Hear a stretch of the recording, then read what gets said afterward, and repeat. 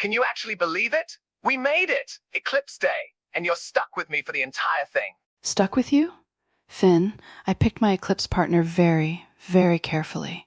You're the only one I trust not to steal all the snacks before sunrise. That's a dangerous amount of trust. You know how I get around chocolate. One eclipse and the mini muffins vanish into a black hole. Just promise you'll save enough sugar to make it through the actual event. Besides, I want you fully awake. I need someone to narrate every single phase of the eclipse dramatically. Only if you agree not to laugh when I go full David Attenborough at totality. And here, the wild Finn attempts to woo the moon. I wouldn't dare interrupt such a performance, but you realize, if you say anything sappy, I reserve the right to record it for the podcast bloopers. Deal, but only if you promise you'll actually look at the eclipse with me and not hide behind your camera the whole time. We've got hours to practice multitasking. But later, promise, I'll put the camera down. Just you, me, and a slightly jealous moon. Perfect. I always wanted a date with a view. City lights, midnight air, and a fully eclipsed sun. Try and top that, Lila. Oh, challenge accepted. But Finn, if you fall for me under an eclipsed sun, you'll be blinded by my brilliance. Or maybe just dazzled by my snacks. Lila, I double-checked the eclipse glasses, snacks, and my secret emergency chocolate. If one more thing goes in this bag, I'll need a forklift. At this point, I'm more prepared than a Boy Scout in an apocalypse movie. Finn, with the amount of equipment you've dragged along, I'm surprised you haven't started your own mobile shop, Finn's Emporium of utterly unnecessary eclipse accessories, now in the deepest, darkest car parks. Hey, I like to think of myself as resourceful, not ridiculous. Besides, you never know when you'll need a third camera or that luxury blanket from level B2. This is London. Gotta be ready for rain, fog, or an abrupt visit from Sherlock Holmes. With your luck, Sherlock would just steal your snacks and ask to borrow your solar filter. Anyway, bet you a tenner the time capsule doesn't even twitch until tonight. It's got better poker face than you when you claim not to have eaten all the biscuits.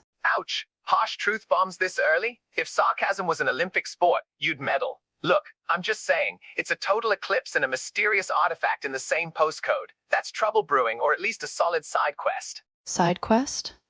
Last time your side quest nearly landed us in the Lost Property dungeon, surrounded by 36 questionable umbrellas and someone's pet rock collection.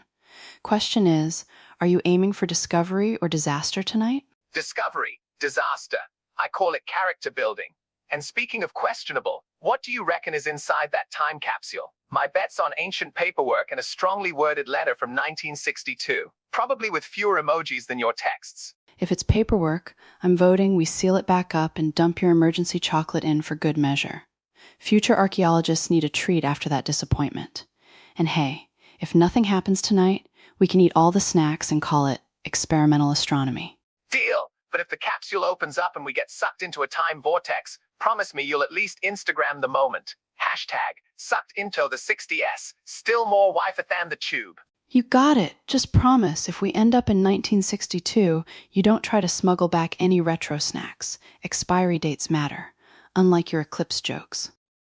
All right, Lila, one mysterious lift, one ancient time capsule, and us about to walk straight into 1715. If we bump into Edmund Halley, I'm claiming all credit for his comet. Ready to meet some powdered wigs? Oh, please. Halley would spot an imposter a mile away. Unless you can pull off breeches and a wig with style. I bet you'll get us chased down Fleet Street for witchcraft instead. Witchcraft? Only if I reveal my enchanted pocket torch. Did you see everyone gathering their telescopes? I kind of want to sneak you up to the roof of St. Paul's for the best eclipse view. If you get me up there, don't expect me to save you from fainting in fright. Though you in historical tights might distract me from the sky entirely. Hey, nothing wrong with a little eclipse and chill, even in 1715. Now, shall we zap forward to 66 and see if you can resist swinging those go-go boots? I was born to wear a psychedelic dress and twist with the best of them. Look at all the mini skirts and classic cars. But I have a feeling you're about to get flustered trying to chat up a mod girl. You wound me. I might be a little dazzled, but only by you. Did you notice? Eclipse glasses are suddenly way more fashionable, but nothing beats your smile. Keep that up and I'll take you forward to 68 just to see if your compliments survive flower power. Or will you get lost in the crowd at Hyde Park? Let's test it. I'll pick you a daisy and promise to hold your hand for every eclipse, past, present, and that big one tonight. Think you can handle all that cosmic excitement? Only if you promise not to let go when the world goes dark. I like the idea of sharing a little history and a lot of stargazing. With you. Race you to the roof for tonight's eclipse?